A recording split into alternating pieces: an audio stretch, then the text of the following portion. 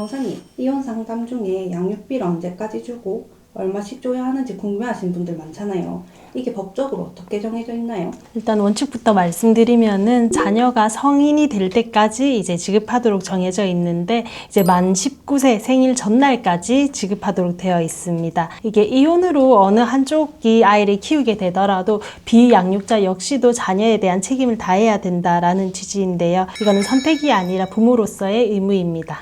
그럼 양육비 금액은 어떻게 정해지나요? 양육비 금액은 일단은 뭐 부부가 서로 원만하게 협의 이혼이나 조정 이혼할 때 그렇게 정해지면은 그 금액 그대로 기준이 될 수 있습니다. 근데 그 양육비 금액을 두고 이제 의견이 좁혀지지 않으면 결국 소송으로 가야 됩니다. 이때 소송이라고 해서 판사님이 마음대로 얼마 내세요, 얼마 지급하세요 이렇게 정하는 것은 아닙니다. 서울 가정법원에서 만든 양육비 산정 기준표라는 게 있는데 이게 법적 구속력이 있는 거는 아니지만 재판부에서 그래도 양육비를 결정할 때 참고 기준으로 이제 삼고 있습니다. 다만 이 양육 기준표라는 거는 자녀가 2인인 4인 가족 기준으로 해가지고 만들어진 건데 표를 일단 보는 법은 생각보다 간단합니다. 가로축에는 이제 세전 합산 소득이 이제 부부의 세전 합산 소득이 나와 있고 세로축에는 자녀의 만 나이가 나와 있습니다. 여기서 이제 세전 합산 소득이라고 하면은 일반적인 월급뿐만 아니라 사업이나 임대 소득 그리고 뭐 연금 이런 것까지 다 포함이 되는 금액이고 그래서 세전 합산 소득과 세로축에 이제 자녀의 만 나이가 만나는 교차점에 있는 금액이 우리 아이들한테 필요한 양육비 총액입니다. 여기서 이 총액에서 비양육자의 분담 비율을 곱하면은 최종적으로 비양육자가 매달 보내야 하는 양육 금액이 정해집니다.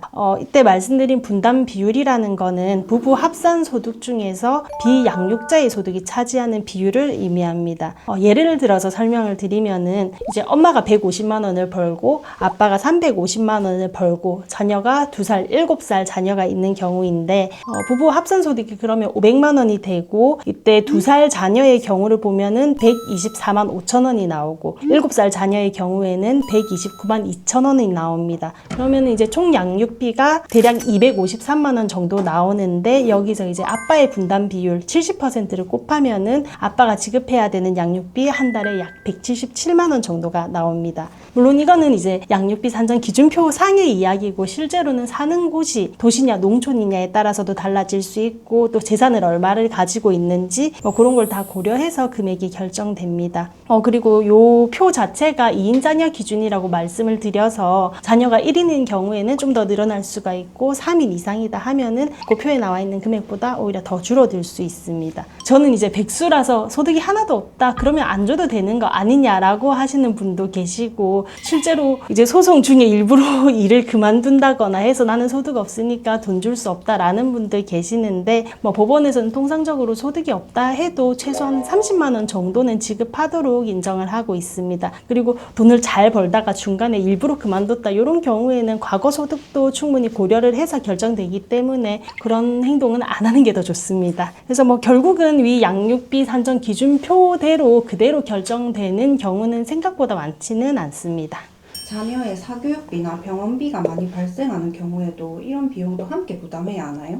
일단은 뭐 원칙적으로 말씀드렸던 이제 양육비 산정 기준표에 나와 있는 양육비 안에는 뭐 일반적인 생활비, 교육비 다 포함되어 있습니다. 그래서 법원이 판결 내린 이제 양육비 안에 그런 것들이 다 포함되어 있는데 만약에 아이가 크게 아파서 고액 치료비가 든다 이런 경우는 당연히 비양육자도 분담을 해야 되는 부분이라서 그래서 소송에서 양육비를 결정할 때 고액 치료비가 든다 이런 경우에는 이런 부분도 충분히 감안을 해서 양육비를 결정하게 됩니다.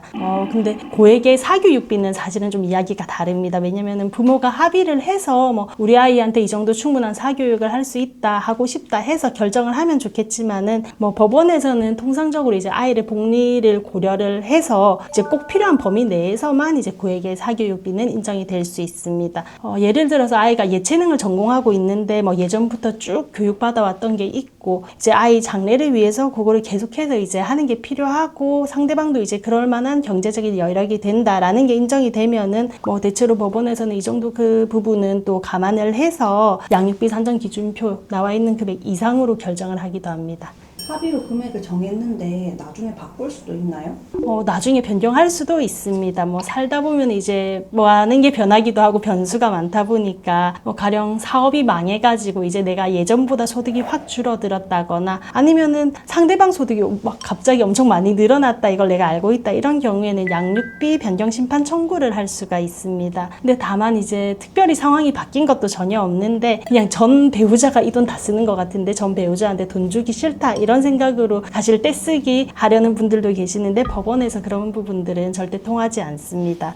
특히 협의 이혼으로 하시는 분들이 이혼 빨리 하고 싶어서 일단 달라는 대로 그냥 주겠다라고 하셔서 결정을 지으시는 분들이 있는데 대충 그렇게 정했다가 나중에 바로 잡을 수 있겠지 생각하는데 그거는 쉽지는 않습니다. 그래서 처음 정할 때부터 신중하게 결정을 하시고 소송을 하시더라도 조금 신중하게 대응을 하시는 게 필요합니다. 양육비는 어른들의 이제 감정 싸움 문제가 아니라 자녀가 누려야 하는 당연한 권리입니다. 이 점을 꼭 명심하셔서 아이들의 권리를 잘 챙길 수 있기를 바랍니다. 지금까지 김유민 변호사였습니다.